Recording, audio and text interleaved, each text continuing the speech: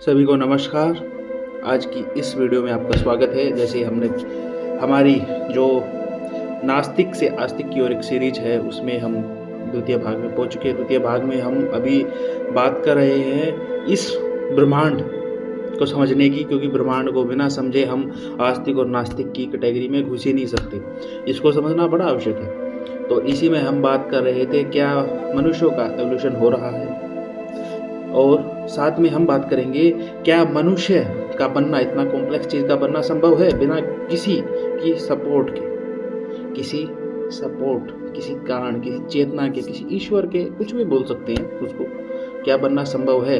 हाँ, एक बात सत्य है, अगर उसके पीछे कोई कारण होगा, उसका चेतन कॉन्शियस होना बड़ा आवश्यक है। उसको ईश्वर बोलो, कुछ भी बोलो, उसको हम नहीं जानते। आप ऐसा मान सकते हैं ये कोई मनुष्यों ने बनाया होगा, मतलब कोई उच्चतर सभ्यता हो जिसने ब्रह्मांड बनाया है, जिसके अंदर बुद्धि हो, या मानने को कुछ भी मान सकते हैं। लेकिन ये बात हम देखने वाले हैं, क्या उसकी आवश्यकता पड़ेगी, किसी चेतना की, कॉन्शियसनेस की, किसी की आवश्यकता पड़ेगी ब्रह्मांड में जीवों को इस तरह से, आज जो हम देख रहे हैं ऐसे शरीरों के लिए, ऐसी परिस्थितियों के लिए, ऐसी कंडीशंस के लिए।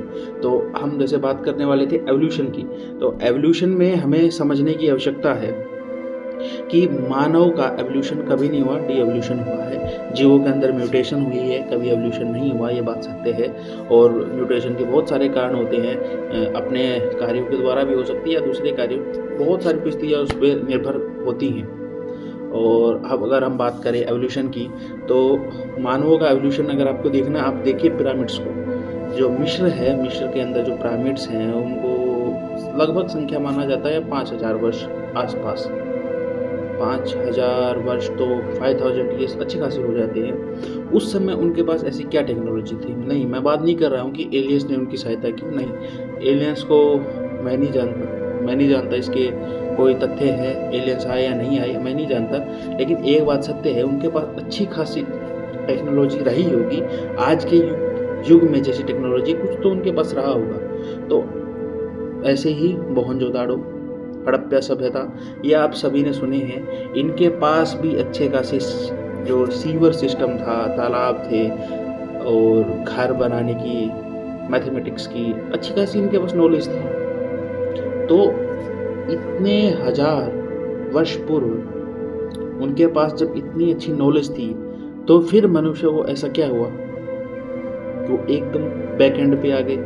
आज से अगर आप 500 वर्ष पूर्व जाएं, तो ये पूरा संसार, जितना भी आप संसार देख रहे हैं, वो सभी कुरीतियों में ग्रसित था। कहीं पर विच हंटिंग के नाम पे को जलाया जा रहा था, कहीं पर कुछ हो रहा था, कहीं पर आदिवासियों का राज था, मानवों को खा जाते थे, कहीं पर कोई कुरीतियाँ थी। तो ना जाने क्या क्या कुरीतियाँ यहाँ पर भारी पड़ी थी। तो और 5000 वर्ष पूर्व इतनी आधुनिक विज्ञान हमको देखने को मिलती है। ऐसा क्या हुआ?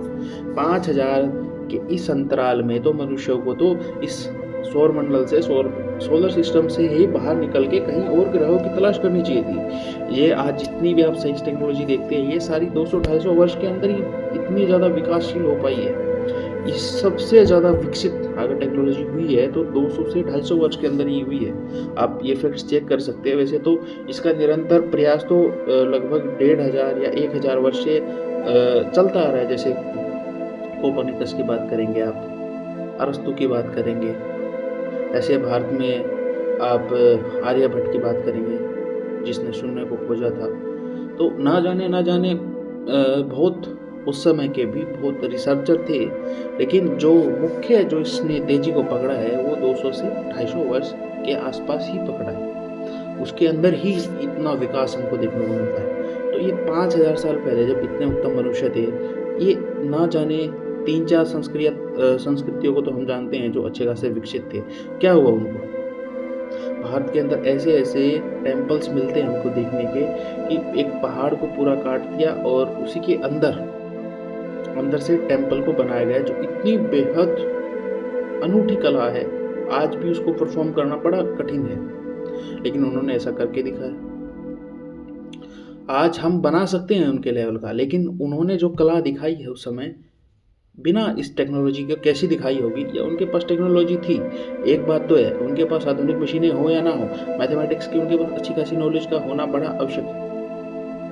उनके पास अच्छी खासी नॉलेज थी, ये बात सत्य है। तो इसका मतलब पूर्व में भी अच्छी खासी नॉलेज थी और अब भी है मनुष्यों के पास। लेकिन ये नॉलेज किसके पास है? चंद कुछ लोगों के पास नॉलेज है, और पूरी संसार में जितने भी मनुष्य हैं आपके आसपास सभी बेवकूफ़ हैं। आप नज़र उठा के देखिए, ज़्यादातर मनुष्यों को नहीं पता होता प्रोसेसर क्या होती है, चिप क्या होती है। ज़्यादातर मनुष्यों को नहीं पता होता। फिर ज़्यादातर मनुष्यों को प्रोसेसर चिप का पता होता है, तो उनको और चीज़ों का नहीं पता होता। जितने भी मनुष्य आपको 80% देखने को मिलते हैं संसार में, उनमें सामान्य बुद्धि से भी नीचे वो होते हैं, और 15% सामान्य बुद्धि वाले होते हैं। कुछ जेम्स होते हैं उनके अंदर, जो साइंटिस्ट, डॉक्टर, इंजीनियर बनते हैं। और मेरे को तो ये बात नहीं समझ में आती, आज तक हमने जिस भी चीज़ का इन्वेंशन किया है, जैसे परमाणु हथियार का हमने इन्वेंशन किया, क्यों किया? दूसरे देशों को थ्रेट के लिए। दूसरे देशों से खतरा था उनको, क्या बात थी पता नहीं, मैं नहीं जानता। लेकिन परमाणु एक बर्बादी है। और बात करें मेडिकल साइंस का, तो आज के समय ऐसा हो चुका है, पहले बीमारियां बनती हैं, फिर उनकी दवाइयाँ बनती हैं, फिर उस बीमारी को लॉन्च कर दिया जाता है, फिर उनकी दवाइयाँ बेची जाती हैं। ये व्यवसाय है पूरा। आज के समय इतने व्यक्ति, जो उनका शरीर का जो ढांचा था वो इतना गिरता जा रहा है, इतना गिरता जा रहा है। मनुष्य का तो इतना डी एवोल्यूशन हो चुका है, वो बिना दवाई और बिना चीज़ों के जी नहीं पा रहा। आप कितने लोगों को जानते हैं जो स्वस्थ हैं? आज के समय भारत के अंदर हम बात करें तो यहाँ पर डायबिटीज़ से कोई ग्रसित है? आप में से आप चेक करा सकते हैं। हो सकता है आप बहुत निम्न स्तर पर आपकी शुगर अभी ऊपर हो, लेकिन आप सभी लगभग मनुष्य डायबिटिक हैं भारत के अंदर। कितने लोग अस्थमा, लंग्स की बीमारी से जूझ रहे हैं, कितने सारे मनुष्य पाइल्स के शिकार हैं, बवासीर के शिकार हैं। तो आप इस पूरे भारत के अंदर देखेंगे ना, इसके अंदर 1% पॉपुलेशन आपको मुश्किल से मिलेगी जो कोई बीमारी से ग्रसित नहीं है। 1% पॉपुलेशन भी मेरे ख्याल से नहीं होगी जो बीमारी से ग्रसित नहीं है। आप जो मेरे व्यूअर्स हैं, आप देखिए, आपके जो रिलेटिव्स हैं, रिश्तेदार हैं, उनको देखिए, आपको खुद स्वयं को देखिए, आपके आस पड़ोस में देखिए कितने लोग बीमार हैं। जो सुन रहे हैं, आप भी हो सकते हैं बीमार हो। तो इस दुनिया में मेडिकल साइंस ने इतनी बीमारियां भर दी हैं, आप पूछिए मत। आप उनके बिना नहीं चल सकते। मैं अपना खुद का उदाहरण दूँ ना, मैं अगर शहद और काली मिर्च को मिलाऊं और 1 चम्मच का सेवन करूं तो मेरी खांसी ठीक हो जाती है। लेकिन अभी नहीं, पहले नहीं होती थी, अभी होती है। क्यों? एंटीबायोटिक इतनी सारी पिल्स आती हैं, 500-600 mg का डोज मैंने खाया हुआ है, उसके बाद काम ही नहीं करती ये चीज़ें। जो आयुर्वेद है इतना अच्छा है, जिसके लाभ ही लाभ हैं। जो आप एंटीबायोटिक पिल्स लेते हैं, इनका कोई लाभ नहीं, इनके दुष्परिणाम ही है हमेशा। जबकि अगर आप एक शहद और ये लेते हैं तो ये क्या करती है, आपकी पाचन शक्ति को बढ़ाती है, मस्तिष्क में आपकी सहायता करती है, आपके अंदर बैक्टीरिया जितने भी कुछ भी हार्मफुल हुआ है, इन सब को, शरीर को इतनी ताकत देती है उसके खिलाफ लड़ सके।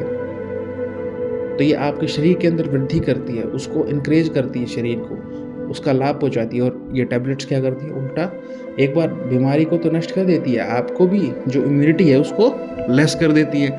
और ये जितने होती है इम्यूनिटी को बूस्ट करते हैं, और आपके शरीर को, जैसे क्या है, अगर आपको मैं उदाहरण दे के बताऊँ, जैसे आपका कोई सगा संबंधी किसी के द्वारा जबरन पकड़ा गया हो, 4 व्यक्तियों के द्वारा, आपका रिश्तेदार अगर आप पकड़ लिया जाए, या आपका भाई बंधु, आपका भाई अगर 4 गुंडों के द्वारा पकड़ा जाए, आप जाएं, आप किसी की सहायता लें, आप चारों गुंडों को तो मार दे वो व्यक्ति, आपके भैया को भी वो घायल कर दे, साथ में आपके भैया को भी घायल कर दे वो, तो अभी आप फिर उसका इलाज कराओ।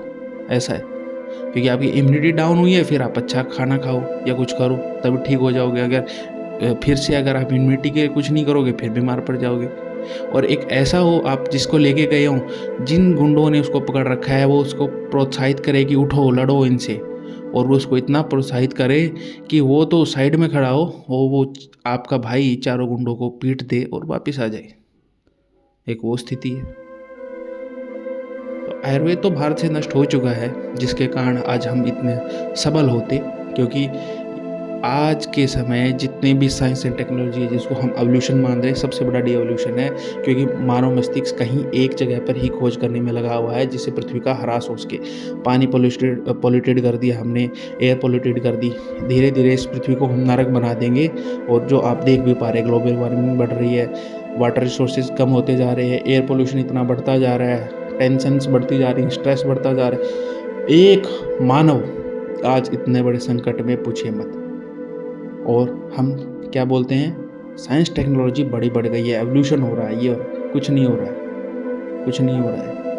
आप वापस उस पीछे उस काल में चले जाए तो उस समय बुद्धिमत्ता थी, आपका धीरे धीरे ह्रास होता जा रहा है, और ये ह्रास आपका चलता रहा, आपकी पूरी सभ्यता नष्ट हो जाएगी एक दिन। तो ये साइंस टेक्नोलॉजी, ये सबका जो राग है उसको अपना छोड़ दीजिए। साइंस टेक्नोलॉजी के अंदर 1% ही सही है, 99% गलत है। जिस भोजन के अंदर विष मिल जाए, आप क्या करते हैं? आप ये सोचते हैं कि भोजन 80% तो सही है, 20% विष है, खाएंगे नहीं खाएंगे? अगर 99% भी भोजन होगा, 1% विष होगा, नहीं खाएंगे आप। भले ही आपको मरने का खतरा ना हो, बीमार पड़ने का खतरा होगा, तब भी आप नहीं खाएंगे। तो लेकिन हम उस टेक्नोलॉजी को अपना चुके हैं जिसमें 99% तो क्या खतरा है, और 1% हमारा विकास है, और हम उसको अपनाने पे तुले हुए हैं। तो हमें इस टेक्नोलॉजी की, सब चीज़ों की कोई आवश्यकता नहीं है, इनका त्याग कीजिए। अब आप में से बहुत सारे सोच रहे होंगे, हम तो इन रहस्यों को समझाने आए थे कि ब्रह्मांड क्या है, ये वो क्या है, हम साइंस टेक्नोलॉजी पे उलझ गए। ऐसा नहीं है, हम बात कर रहे थे एवोल्यूशन की। आपने अभी तक समझा होगा, हम कोई एवोल्यूशन नहीं कर रहे हैं। और अभी ये वीडियो आज के लिए तो बस इतना ही है, लेकिन इसके अभी एक पार्ट और बनेगा, उसके बारे में हम इसका लास्ट जो पार्ट बनेगा उसके बाद इस सीरीज़ को अंत करेंगे। आज के लिए बस इतना ही। नमस्ते।